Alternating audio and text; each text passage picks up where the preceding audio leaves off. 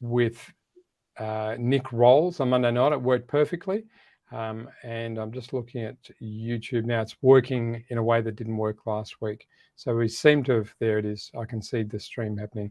So I might just give some reference at some point in a minute or two. And we're very close to kick-off and introductions, that sort of thing. So that will work well. I don't know, Craig Eason, whether we'll get many people watching. I haven't advertised it on the YouTube side of things simply because I don't want 600 people waiting. There wouldn't be 600, but I don't want people waiting and then it not working. So I've kept it quiet on there, and then that will give us a record on YouTube as well, which gives us a chance to very quickly drop it into a YouTube environment, which gives you another. Yeah, that's great. Thanks, Craig. That'd be good. He's sharing it across there. So Heather, please remind me, I have forgotten in all of the hubbub and you moving, it seems only like last month. Whereabouts in the world are you now? We're in Valencia, Spain. That's right. Yes. I gathered it was Southern Europe by the comment, but I had forgotten. But it's still cool for you? It's cold. I mean, our mornings right now, we were at like -1 in the morning. Now we're at 2 when we first wake up, which is pretty cold coming from Singapore. Yeah. I have to tell you, I was out obviously to the hospital today, but I had to wear jeans. It was that cool this morning that it was a jeans day. So I think it got down to about 22, 23 degrees this morning. So yeah, everyone's been talking about, I guess a week ago or 2 weeks ago, you guys had nonstop rain and it was cold and everyone's wearing jeans. Yeah, yes. And I'm thinking about 22 degrees for Craig Eason here, and that probably sounds like a warm day in summer for him. So well, it is. I'm sort of going, what are you complaining about? Yeah, I'm just getting an error message on the screen, but I think we should be fine still. We'll just let it. I'm not going to pay. It's just telling me I've got poor streaming status, which might be coming technically through Whereby, but that's all good to go. So what we're going to do in a minute, we'll just give a few more minutes to see if we get other people. I did put the knockers on the system in the sense that it's working for you, Craig. I'm just looking at the back end. That we might get 3 people or we might get 15 or more. So we'll have to wait and see.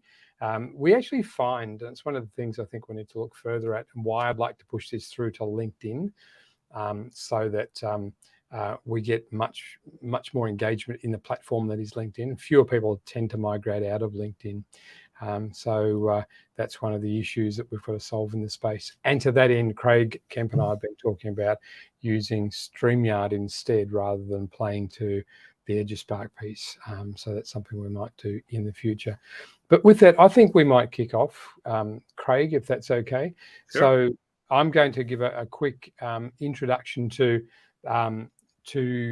what this is and why it's got EduSpark written all over it. And so for those people who are watching this in recording, and for those of you about to join soon, this is coming to you via the agency of the video availability in EduSpark, which is a professional learning platform and ecosystem specifically designed for the education market. And I know some people who have access to this may not be in education. They may be the business side of the game that Craig Eason will about to explain for us. So if you're seeing EduSpark and wondering what it is, then you'll understand. And here's a very good...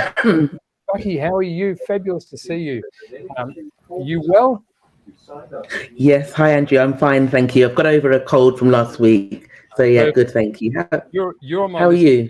I'm very well, although I don't look like it with my little band-aid, but I'll pop you on mute just to start with, and I will be in touch just to see how you are and have a catch-up call with you. I'd love to see how things have been with you. So thanks very much for that. Right, great to see you. So we're just talking about the whole idea of EduSpark, and within EduSpark we offer lots of curated engagements, courses, professional learning opportunities, and one of those recent additions has been via the brilliant expertise of Craig Eason. Craig, welcome to this session. Where are you in the world? I'm in Stirling, central Scotland, so part of the UK, but the northern part where it's a little bit colder than where you are in Singapore anyway. Yeah. And when you say a little bit colder, what are you talking about in terms of a little bit colder? And then this morning it's probably about 6-7 degrees. Okay, so listening to Heather with a sort of 1-ish below zero start, that's a bit warmer. Bucky, I hope, pardon me, that your London area is not too cold for you at the moment? How is it there for you? It's more than 6-7 degrees C, so it's okay. Brilliant, good stuff. So, Startup for 10 is your entity, Craig. What I'd love to know is a bit of the origin story, where you've come to get to this point. You're not from education, but I think that's fabulous. We need more people outside of education coming in. So a bit of the backstory, how you ended here, and explain what is Startup for 10 and how did you come across that name? Well, my background, I come from an insurance background, so I spent 7 years working for an insurance company and then went into the broker world and did 5 years working with an insurance broker before setting up my own business, and that was in 1995. And we built that business up to sort of a reasonable sized corporate broker in Scotland and other clients around the UK. And then I did a trade exit in 2013, although I had to stay around for 4 years as part of that deal to integrate the two businesses. And I ran the bigger operation in Scotland for the acquirer. But sort of 2017, I was starting to get itchy feet, wanted to do my own stuff again. And I'd built my business insurance management group working with new ventures, because we were a new venture. It was how did we find a foothold? And we also understood intellectual property and intellectual capital. So we had a lot of innovative clients, and when they grew, we grew. So it's always been a space that I've really enjoyed working with, but I've also known the challenges. So when I wanted to do something new, I just started doing management consultancy, basically. But then I started realizing that there were more and more businesses out there that needed a lot more help and structure based on my experience. So we set up Startup for 10 a couple of years ago as a coaching business, bringing in CEOs and entrepreneurs who've been there, seen it and done it, and helping get that experience into younger entrepreneurs. Because the only advantage of getting older is you know more and you've got more experience. So we're able to leverage that knowledge onto younger businesses. And that's one of the gaps that we identified. And then what we also realized that there was a lot of areas where there was a commonality to it. We're not really educated on how to be a CEO and an entrepreneur. These are things that they're learned skills, but they're coming late in life. And that's kind of where we started to look more at the landscape of education.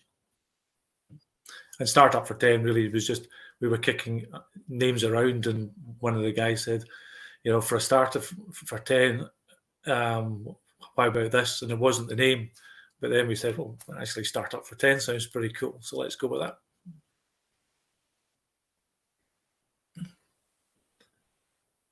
Helps if I turn myself off mute. A bit of the late day lack of caffeine in the system. I love the way that we come up with the name origin sometimes, and it's something as creative and connecting as you described through conversation. What I'd love to know now, 3 questions which I often ask people about the domain of work in which they offer expertise and development and engagement. And the 3 questions, and if you forget one of them, I'll remind you: why this, why now, and why you? So why is this domain of work of entrepreneurial education, business basics, and we'll show you the course and some of the assets from the course in a second, but what is it about this domain of work? What value does it bring to the education space? I think when you look at a problem in different ways and you come to the same conclusion, it kind of tells you that you're probably on the right lines. And when I go back to my own experience, I had 12 years as professional, but it didn't prepare me for the world of being a CEO and an entrepreneur. And that first 5 years was just nuts. And if you look at the stats, 40% of businesses survive the 5-year period. So that's a 60% mortality rate. And if you look at the scale-up rates at the moment, it's 20% of businesses with funding from investors scale. The rest of them either stay static or fail. So that shows you that within the business world, there's fundamental problems. And then if you talk to sort of leaders in business, people like Selma Hunter, who runs the Wood Group, big international engineering business, what they're saying is that, yeah, we've got fantastic engineers coming through. They're really well educated, but they've got no commercial awareness. They've got no business nous. And if you talk to Jonathan Golby, another CEO from a big Scottish manufacturing company, he's saying, people are coming into the workplace, but they don't have the ability to adapt to different challenges. They don't have the ability to problem solve within the work environment. And these are entrepreneurial skills. So being an entrepreneur and running your own business is one way of applying entrepreneurial skills. But you can actually use them in every walk of life. You need them in every walk of life because it's all about problem solving. So all of those sort of things combining. And then when you look at the world as it's been with the pandemic, an airline pilot coming out, losing his job at 40, what skills is he going to rely on in order to kickstart the next part of his life? And an awful lot of it does come back to that entrepreneurial thinking. But if we don't have that sort of embedded knowledge, it becomes a challenge. That's why we have our failure rates. So every time I looked at it from my experience, from industry experience, and putting pupils into the position of saying, what is it that we can do now to prepare them for later on in life when they want to take on these challenges or where they have positions of responsibility? I kept coming back to, we need to get it into schools in a much more dynamic way. And if we can get that strategy agreed, then it's then about the method. How do you do that? And that kind of brings us down to why we've done business basics. Because what we realized was you can't put I've got 40 years of running a business. You can't put that knowledge directly into a classroom through a teacher because that's life experience. But what we were able to do but it did take us a long time because the business subject is so vast, is to actually look at it in a logical way and say, what are the key things that you need to know in order to be successful in business? What are the key skills that you need to have in order to get right? But those skills will develop over time. But if you don't have a framework to build with, then it's all random. You can't build anything off random, anything of scale. So business basics has been created from our journey, our experience of what you need to get right, and that's the why, really. So as a summary observation, really it's filling a gap that is not being met by schools, and arguably you're saying that schools are not preparing students interested in business development, business entrepreneurialism, that there's not that sense of good preparation, that it's learning organically on the fly or whatever other learning opportunities they find in mature age, but there are not the frameworks present from the school development phase. So that's yeah, and it's also, you've got two different things. One is the academic approach to business, but business isn't really an academic subject. True. So, but schools are the perfect environment for learning, but it's just a different type of learning. But if you don't have the tools to teach, or you don't have the knowledge to be able to communicate it, or a method of communicating it, then nobody's going to learn. So that's we kind of look at business and we coach it as the same way of sport, and that's how we think it will work best in schools. And because if you start sort of developing those skills early, then each year that knowledge grows. So you don't just become a professional footballer at 20 without doing all the training in between. And that's the journey of an entrepreneur. I mean, we say to CEOs, entrepreneur CEOs, you're at the elite level. You have to treat it like that. You need to work to get better at every single aspect in order to drive that business. But we're starting people doing that journey sometimes at 30, sometimes at 40.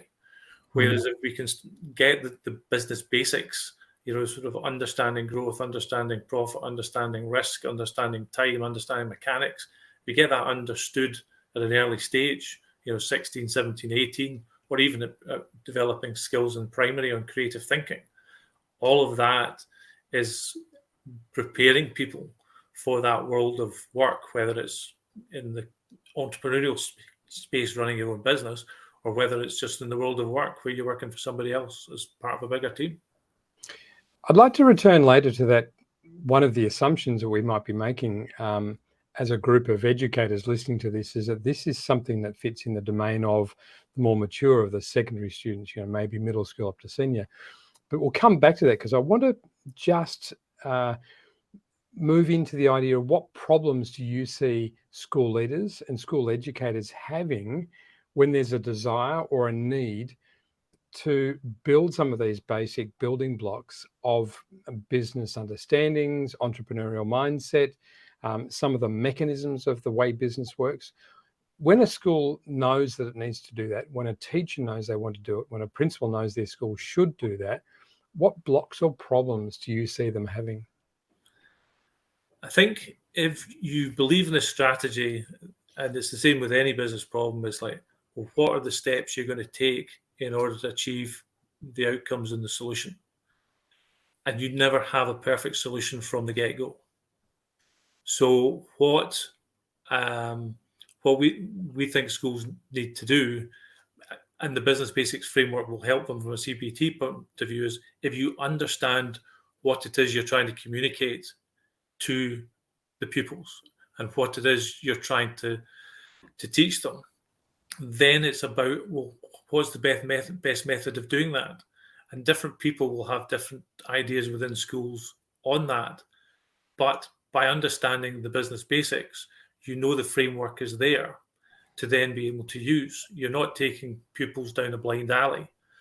Sort of if it's 16, 17, 18, if a 16-year-old left school tomorrow, they could join one of our coaching cohort accelerators, and they would be able to understand the language that we are talking very easily, because this is not difficult from that perspective.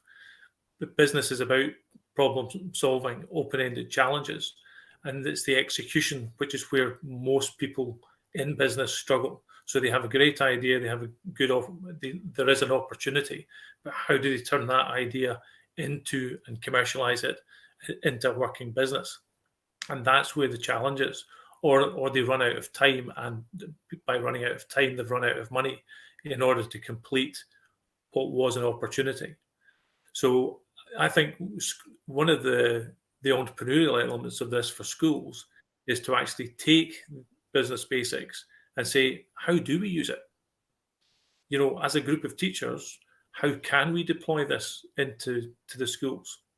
Are we going to do boot camps? Are we doing summer camps? Are we going to do a school accelerator? Or are we going to build studios into maybe our primary school curriculums where some of these business issues are discussed?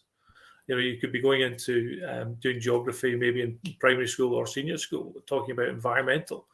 And it is, well, okay, how do we clear plastic out of the ocean? And, because these are the questions entrepreneurs are asking. What is the challenge? What's the opportunity? So if we can get sort of schools thinking, well, this is a challenge, how are we going to approach it? But we know the fundamentals. We need to understand what we're coaching into the pupils, but we do, because that's what business basics does. It's how do you use it as a tool? How do you maximize the value within that? And different schools can approach that in different ways. There's no right or wrong answer. I love your answer around challenge and opportunity, though. It's often the way schools don't think because of a number of constraints and cultural overlays in our system. But before I get on that, and I don't want to go down that rabbit burrow, it'll take us too far. But I'd love for people on the call to feel like they can come off mute and ask a question. If you've got a question that you'd like to ask, throw it in the chat. there are sort of thoughts and triggers about the provocations that Craig's throwing, please feel free to throw it in. It looks like Bucky, you'd love to come off mute and say something. Excellent. No, thank you, Andrew, and thank you, Craig. That is music to my ears. This is fascinating. I just wanted to ask, everything you said makes sense, and it's exciting to see it in practice. If you've got educators in school that don't really have, that wouldn't describe themselves as an entrepreneur or don't have business acumen, could they still be in a position to implement the program that you're offering? Yes, because it's like everything else. Every skill you have, you can get better at. So it's like football or rugby or whatever. You've got different levels of natural talent, but if you work at the skills, you get better. So somebody who maybe does not have a real entrepreneurial streak can still understand what the growth drivers are for a business, what the profit drivers are, what are the different types of risk, how time impacts and the consequences of time, and how you pull it together for mechanics. Because the business world affects us all. We're all in a commercial environment in one way, shape, or form. So I think different people will take it to different levels. Some people will take it just like football. You play it at school, but you don't play it professionally. And some people will take it all the way. If you've got a core knowledge, then that helps you. And then once you've got that core knowledge, you work the different skills, you'll get better. And that's the same for business as it is for anything else in life. Brilliant, and thank you very much for your explanation. No problem. Sorry, thanks, Bucky. And it seems a good time because some of the elements you brought up there, Craig, called out a part of your, if you like, master model that integrates the idea of VUCA.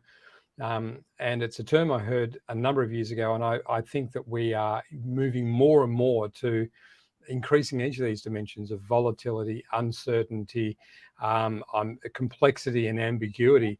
And none less than the last 6 months with the impact of ChatGPT, you know the one I mean, and AI, that's my dyslexia popping up. That's throwing us even further into what I think is a new phase of the way life is for us humans. And I think even more, there's a reason to start to be adaptive and front-end loaded in terms of students coming out of schools to be aware of these. So would you like to talk to the model now? Would that be a useful place to deepen some of Bucky's great points and take us further into the journey of this central model of yours? Yeah. Well, coming back to what you were saying, Steve, about VUCA, I mean, it's the military term, so it's how the military describe a battlefield, and it worked its way into the business world simply because that is what business world is like, particularly if you take post and pre-COVID and all the rest of it. So when you've got that sort of environment, what you need to have is a process of dealing with it. And a framework to work from. As I said before, you can't build anything without structure. And if you go to a new housing estate, for example, you could have 20 different types of houses, but they're all built with the same bricks and mortar and timber. So that you can have whatever variety of businesses you want, but you need to have a framework and a process in which to build it. The other problem with the business world is it's so big, it's so vast. It's like, how do you eat an elephant? One bite at a time. So what we have to do is we have to have a method of being able to simplify that very complex world. And then what you also have to then be able to do is to adapt to that and to adapt to what you learn. Because in business, if you think you've got an idea and you've got an opportunity and you go for it, what you're probably going to find out eventually is that you've probably got 50-60% of it right. That doesn't mean you throw the baby out with the bathwater and you start again. What that means is you've got to work.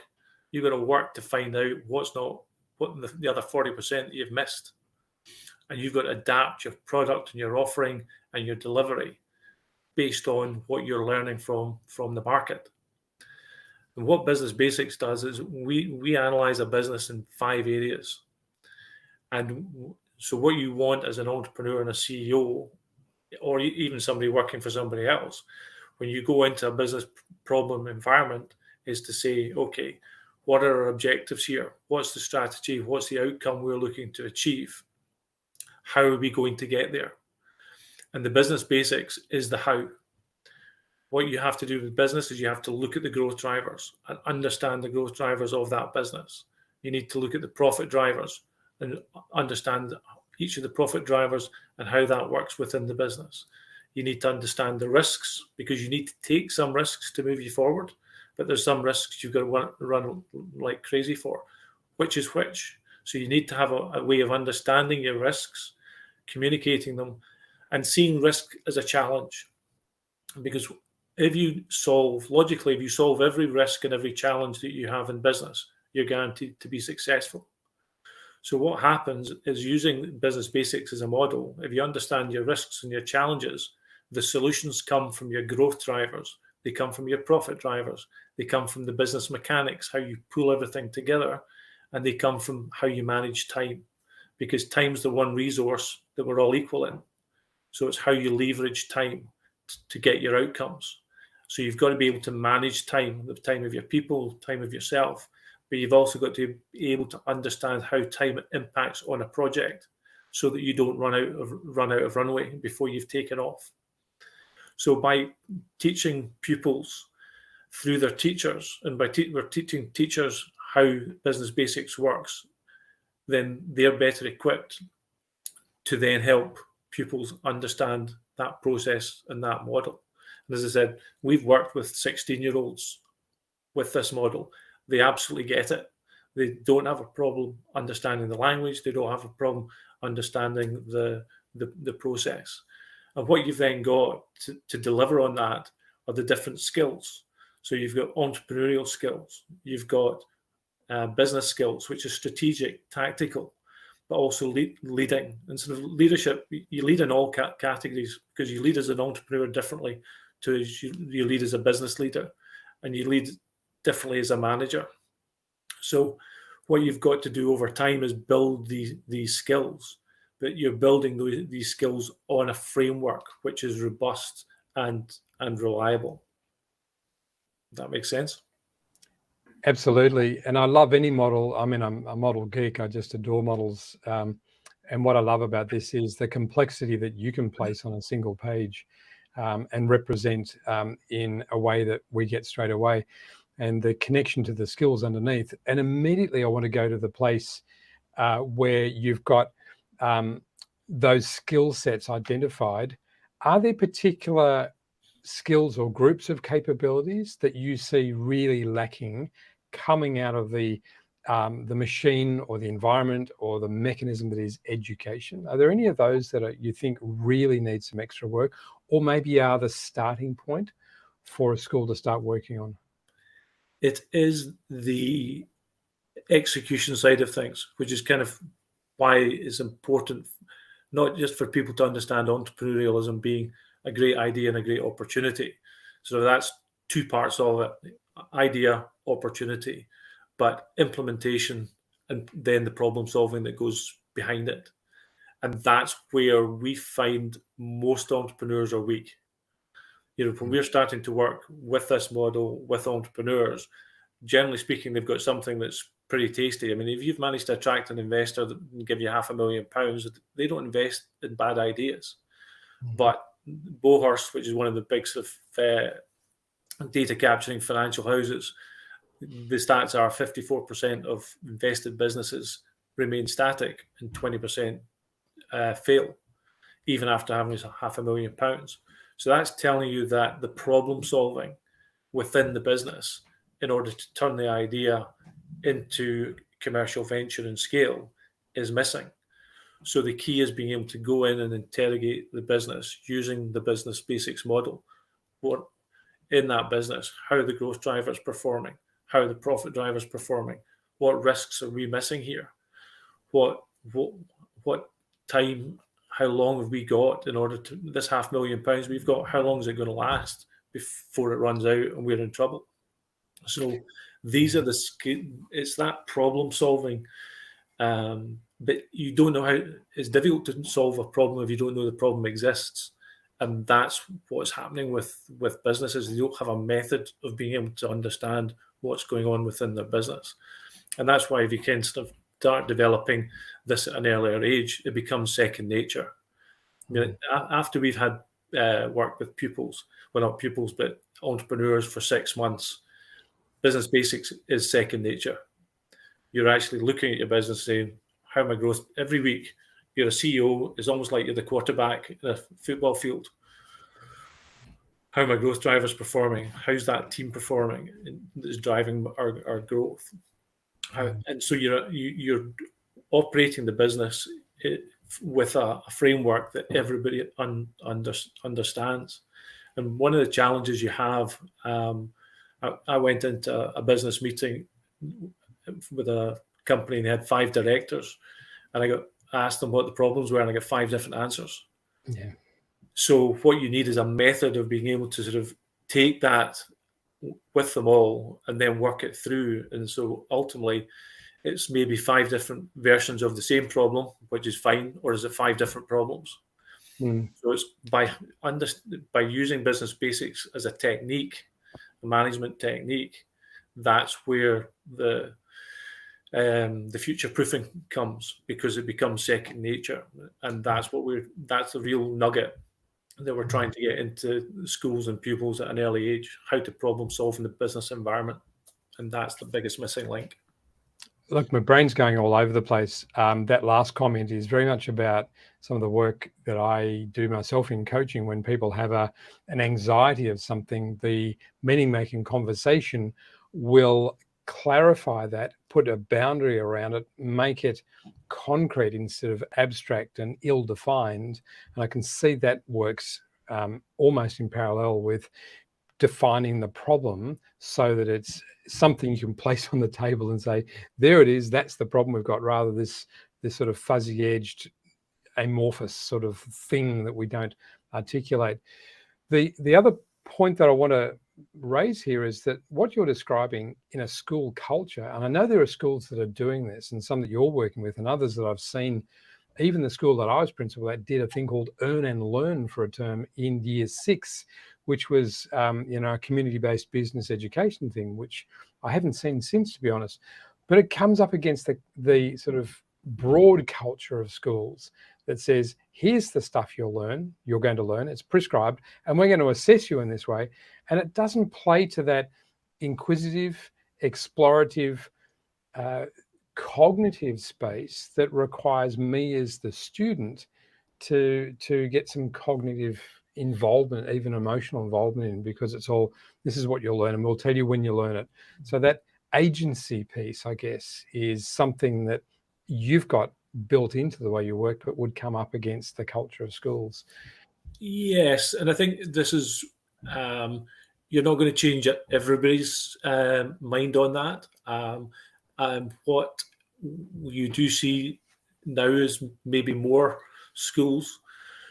It does come from the leadership, who's very strictly aligned to curriculum, exams, the education diet being 100% academic.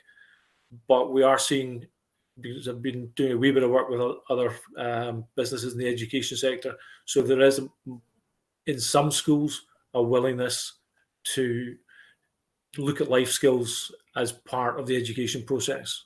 We've got a meeting with a school in March up in Perthshire, where one of their pillars is entrepreneurship. So it is absolutely nailed into their academic ethos, is we're going to create more entrepreneurial thinking and entrepreneurs, and that's leadership driven. So we might not have every school in the planet saying, yeah, we embrace the idea of entrepreneurialism, we'll stick to the traditional. But I think there is a time, and because of the way society is going, you're talking about AI and the debate that's in the education, is how do you use tools to help you move forward? And business is always going to be at the front end of change, whereas I suppose education hasn't changed a lot since I was at school, and that was 40 odd years ago. So there's probably more change coming in education now than there was in the last 20 years.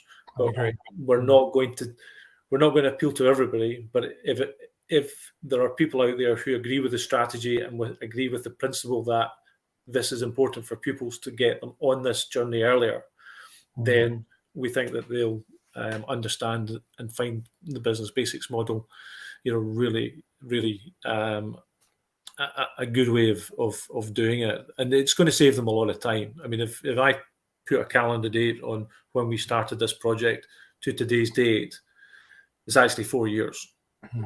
It took us 12 months as coaches to condense what we know and to find out what are the key things we need to do and how do we put it into a simple format. And it's basically the course is 56 minutes, and what we say is it's an hour of work for a lifetime of learning, because that's 4 years of work which schools don't have to do in order to put something in place. This is ready-made for them. So I'm just bringing that up. Bucky, you go ahead and speak, please, Bucky.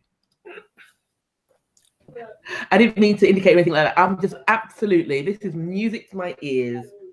I genuinely think that schools will benefit from it, because you've got a lot of students who, putting the formal education aside, they have entrepreneurial skills, they've got ideas, but there isn't an outlet, there's not a formal outlet for them to explore it. So this, I think, will be really powerful, not just for the young people, but for the schools that recognize that this is a mechanism in which they can actually help students tap into those particular skills and build upon it.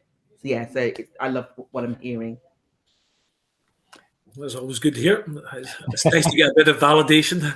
Yeah, no, it's something that's so missing from the world of many kids as they go through schools, and I'd concur with Bucky. And it's that sort of different thinking style that we certainly need in the current world. I would love to explore a bit more, and this is the course, and I'll pop the link in the platform. We can talk about what Pro means a bit later on, and if people need a free trial, then we can organise that if they want to have a deep dive and look at this particular program.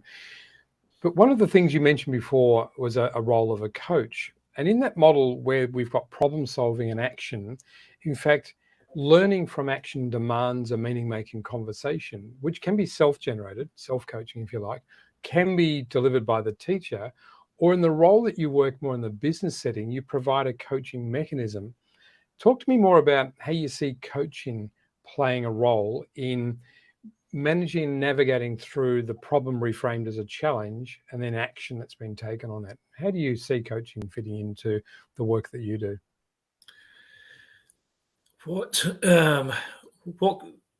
There's two different types of coaching. Part of the coaching is imparting knowledge and information, but to a certain extent, the e-learning tool is doing that. Where we see our role as coaches is more in a challenging way with businesses, or because we're looking at things from a slightly different perspective. As an entrepreneur, you're up close and personal with your business. Whereas what happens as a coach is you're slightly less emotional, you're one step removed. And so what you're able to do is you're able to put a different perspective on it. And what that does with an entrepreneur is it helps them and their team see more of the picture. And the business picture is never 100% clear. It's a bit like a Picasso. It's a sort of it's always a little bit fuzzy. But the more of it you have, the better decisions you're going to make. So part of our role when we're working with entrepreneurs and CEOs is to challenge their thinking.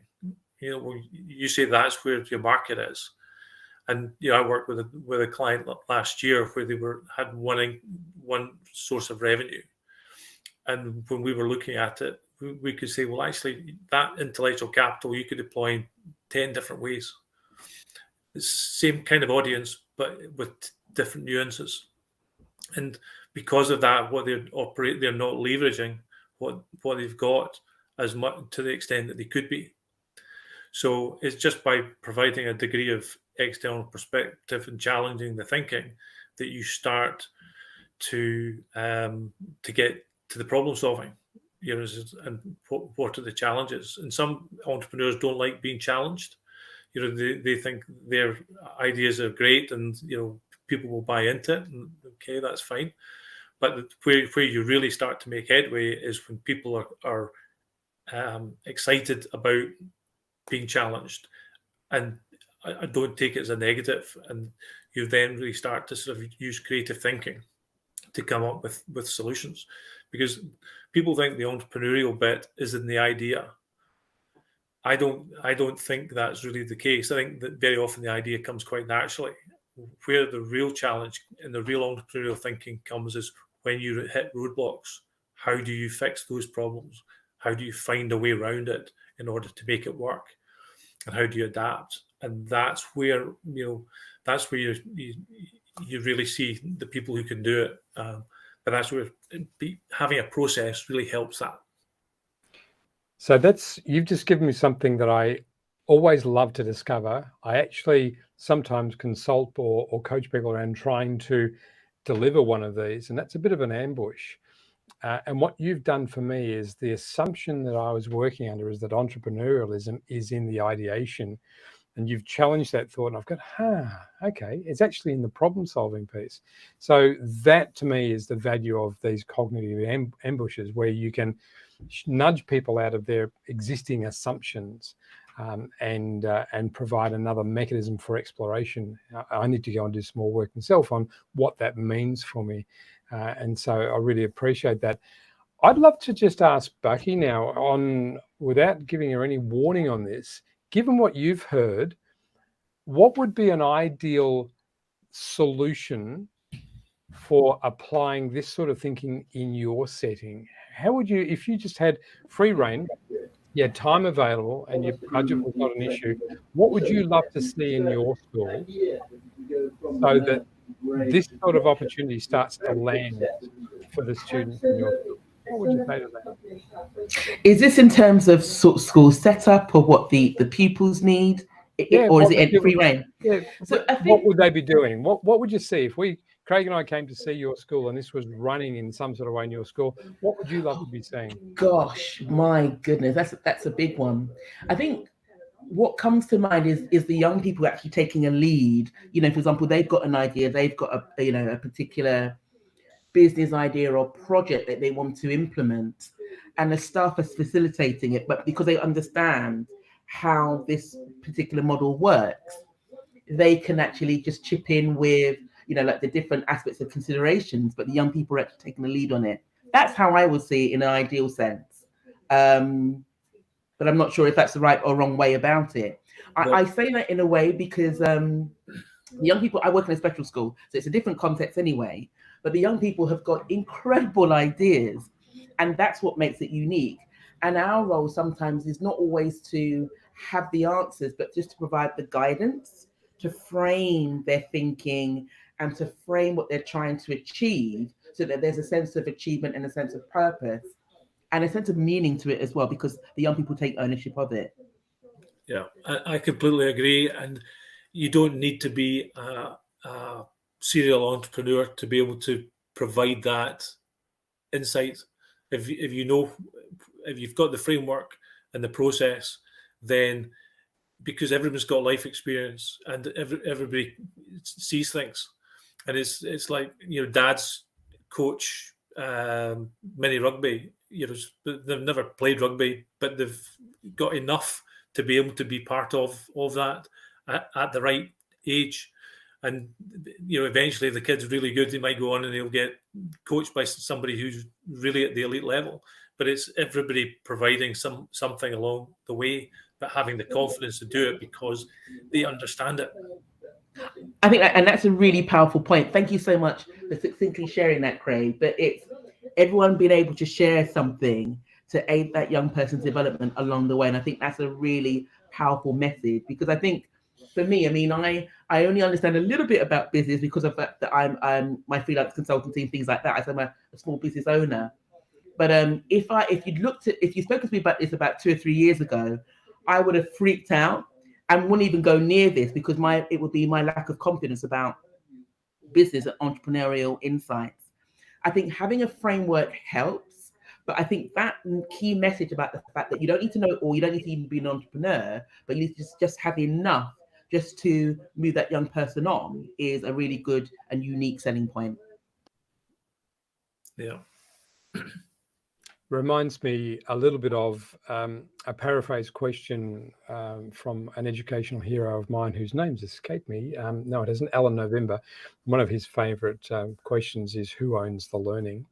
And in a coaching sense, who owns the solution? And too often as teachers, we tend to try and deliver both of those. And to weave in another point that you made before, Craig, you talked about challenge and stretch.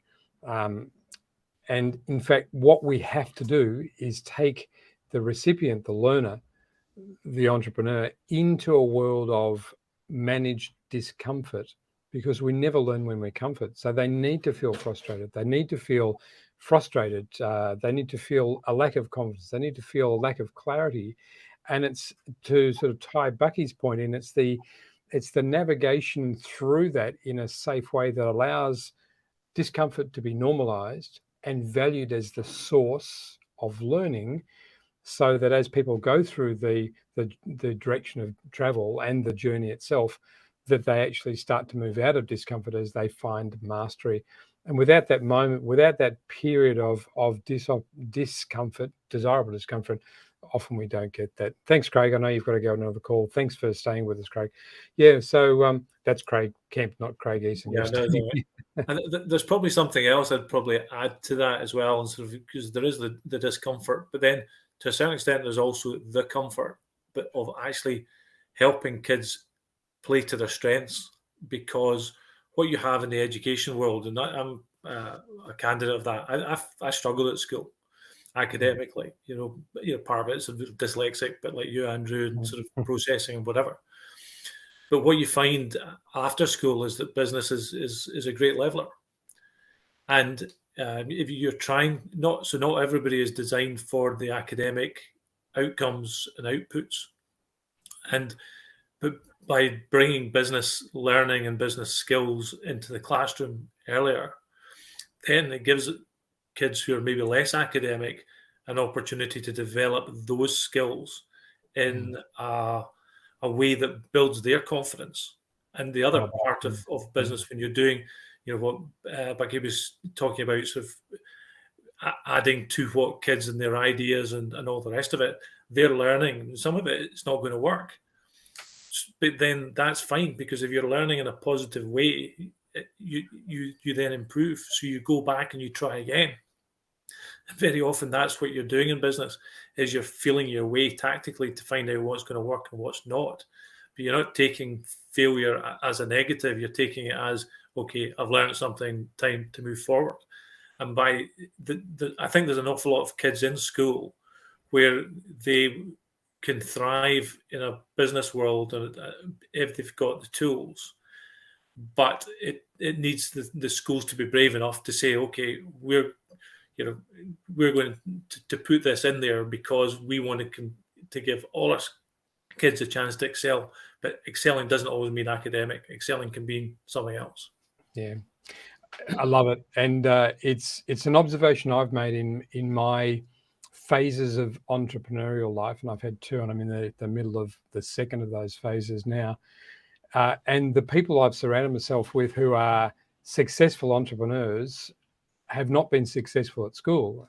And the way I explain that is actually school failed them rather than, not that they may have failed school, but it's not that the child or the student at that time didn't fit the school environment, but they've found their way since. And they're often way more successful because they've had to find that problem-solving entrepreneurial mechanism to validate and find success. Now, sadly, as you point out, many kids don't discover that. But as an observation, the ones who are super successful often were not super successful at school. There are plenty of those. I mean, I think Richard Branson is one of those by his own self-admission. So maybe even Elon Musk and those sorts of people. With the time that's left, I'd just love you to talk to us about the ambassador program and how that's working for you and what that does as a strategy to play into the work you're doing. Yeah, I mean, sort of, it comes back to my background as an insurance broker, and the reason why people came to us was they needed help working out what it was they needed from an insurance perspective and who the right people to use were. And we ended up being the intermediary between the client and the insurance company because we could see both sides of the fence. And where I see the ambassador program working with educational consultants is that they know the education world and they know the education space, but they're consultants and they've got a foot in the business camp very much as well. So they're seeing both sides of the equation. And if schools are going to be persuaded that entrepreneurialism and business skills are strategically a good idea, then I think we've got the right model for them because we've been there, seen it and done it, and the e-learning tool makes it effective and efficient. So for us, what we're wanting to do is develop an international ambassador network of educational consultants who will work with us. And that's going to be a sort of remuneration driven by results, obviously. But so there's something in it for everybody. And there's also potential consultancy work and on the back of that as well. So we're looking to work with educational consultants who like what they see with business basics and are really going to be our representative in the world of education, representing business basics, but also representing EduSpark as the platform to deliver it. Because really what we've got is the ability very quick. I mean, it took us 4 years to put this together, sort of with our journey and then tying up with you guys, Andrew. Schools don't need to spend 4 years doing that. You know, schools can be in the game pretty much within maybe 3 or 4 months of going through the business basics with their staff, understanding what's involved, then working with us, education consultant, to say, okay, how are we going to do it? But a lot of it can be driven internally by them and also working with the ambassador to say, right, how are we going to do it? It's funny, you know, full disclosure, one of the risks that we had in our system prior to the week before last was that we had two models, in fact, only one model for the finance income stream, and that was subscriptions to schools. And while that's been successful, it does mean that there's one income stream. And a small tweak to the platform, which took a long time to deliver because it's actually not a small solution, was the addition of a pay-per-course model, which we call Spark Plus, which then allows a different mechanism for creators to be monetized in the platform and for people who want to consume those courses, not that I like the word consume, to access those instead of having to buy a full meal of a big buffet of all the whole smorgasbord. There might be a singular course, and that may well start to apply to this business basics course, and maybe one beyond, Craig, that it takes people beyond the introduction into some of the work. Where it's a good signal, Bucky. I think it's a good time to wrap up. Bucky, I'd love you just to jump on quickly and say, not that I'm picking on you, and say, what's your takeaway? Good. Oh my goodness, what's my takeaway? My takeaway is the fact that you can have confidence as a teacher to actually implement this, but you don't need to be an entrepreneur or understand about business in its entirety, which is one of the things I worry about. The fact that this can actually help young people who have business interests or entrepreneurial aspirations right now, I think is really good. And there are different models. So I'm just thinking about the fact that with many schools, as I say, the curriculum is tight. It's just so much to get through in terms of content, but they use their drop-down days, or, you know, like we have like those project days where you've got a whole day to do something, to introduce something like this, and then have follow-up, maybe like after school sessions on a weekly basis to go through the different aspects and models. I think there's various ways of doing this. And I'd like to know more about the ambassador program. Yeah. Okay. Thanks very much, Bucky. I know you've got to fly, but I'll connect you to Craig and we'll have a chat. Fabulous and a wonderful surprise that you could join us and see you again. We'll be in touch. I'd love Heather and Nikki, just any insights if you want to come off and just add something. Thanks, Bucky. Take care. What would you say with something you take away from today's discussion? So many things. I think one of the angles I look at it from is an elementary angle, because I was in elementary education. And I'm thinking specifically, we had a grade 3 unit that was the marketplace. And so kids were actually trying to develop a product, and they were learning about a business and how to run it. And some of their products sold really well, some didn't sell well, and you have to talk about what were the successes, what were the failures, and why. How can we reiterate it and do it again? So I don't want this to just be stuck into high school only mode, and high school teachers think business basics is for high school kids, because we have elementary kids, especially growing up with social media and influencers. They know what it is to own something of their own. They're seeing it happen, and a lot of these kids want to own something of their own and do something great as an entrepreneur. So I think just being able to give that to them in smaller chunks and, at their vocabulary. But I would like to see it come down to elementary as well. And I don't want teachers to be afraid of it. It's in our curriculum in certain areas. We're teaching skills, especially in a PYP school. You're teaching life skills. So my mind was just going and going and going during this whole thing. So I'm thinking of all these ways that if I was still in the classroom, this is what I would do. And it fits beautifully. Yeah. And I think that's the key, is that Business Basics in its format at the moment, for the 15, 16, 17, 18-year-old kids, it's in a format that they can learn, where we know that the technical aspect of, but growth drivers, profit drivers, risk, etc. But in the elementary schools, that's where the teachers themselves will take control and say, this is how we can sort of leverage this knowledge and know-how and put it into an age-appropriate format, but knowing that the basics are there, and what those basics, they're nurturing the kids in that direction, which is going to make the journey further on. So if it's all about the idea and the creation in the early years, for me, the execution comes later on. If you don't want to burst a kid's bubble on ideas, but you do need to challenge them. So it's getting. But if schools know that they've got the framework and the basics there, then they're very intelligent people. They can adapt it to what's needed.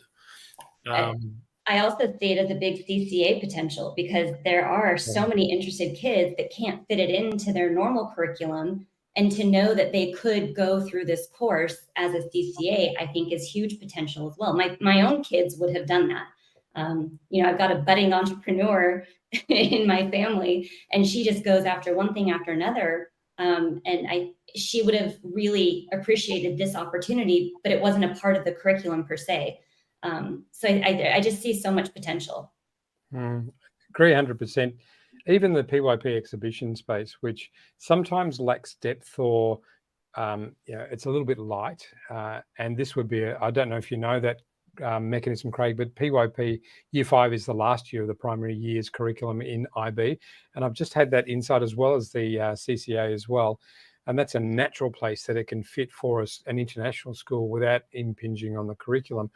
But often the PYP exhibition, which is a large sort of full-term body of work, maybe longer. I'm not an expert in it, and Heather and Nikki, you probably know more, but that would be a really interesting thematic approach to often the social justice, social good themes that are driving the PYP exhibition. And this provides maybe a different mechanism, rather than just looking at the problem and saying this is what we should do. Having kids build business solutions around some of these world problems we've got, as an example, might be a really good way to go.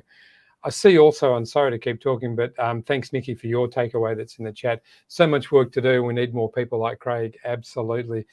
Craig, we're just a few minutes away from the top of the hour. What would you finish as a sort of a summary statement of your vision and what we could do from here?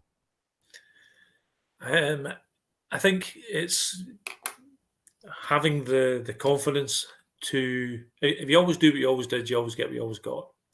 And if strategically we agree that the world is changing and we need to prepare kids for and give them tools to succeed, business skills, entrepreneurial skills, doesn't matter where you are, whether you're in a career path or whether you're going to run your own business one day in time, if you can get the building blocks in early and you use those skills, you're going to be better prepared. And I think what we're really looking for is the brave educators who are going to take the plunge, but then realize they don't have to reinvent the wheel. We've got the wheel here. Mm. So if you want to have a method of getting into that space quickly, then we're here to work with you guys at EduSpark, with our ambassadors and our education consultants, and leveraging the sort of the know-how and the knowledge that we've accumulated as we've got grayer and older. Brilliant. I love it, Craig. And it's been a very energizing, as I always find it such a privileged position to be in a role where Craig Kemp and I are in touch with and listen to and talk with so many wonderful thought leaders in different ways around the world. And that's certainly the case. And I'm really enjoying the exploration of the collaboration with you, Craig. Thank you to Heather and Nikki for sticking around. Thank you to Bucky, to Craig Kemp, and to David, who joined before and had some technical issues. We'll put this in, I'll trim it up a bit and put it into a YouTube, if that's all right, Craig, so people can refer to this. We'll provide the mechanism of getting access to the recordings to those people in your world who said they'd love to see this. And I think the breadth of the conversation just showed the value that you're bringing to the world. So I wish you all the very best. Looking forward to the journey ahead and to expanding the ambassador program. And I hope that it gets a little bit warmer, particularly for you, Heather. It will get warmer, no doubt, as the day goes. But yeah, thank you very much for all of those, for the conversation and the exploration. It's been just a marvelous conversation. Thank you, Craig. Thanks for having me. Yeah. Thanks. Nice to meet you guys. Yeah, thanks, Heather, too. Good. It's great to see you. And thanks for joining, Nikki. I appreciate it. See you. Okay. Bye. See you next time. Thank you. Over and out.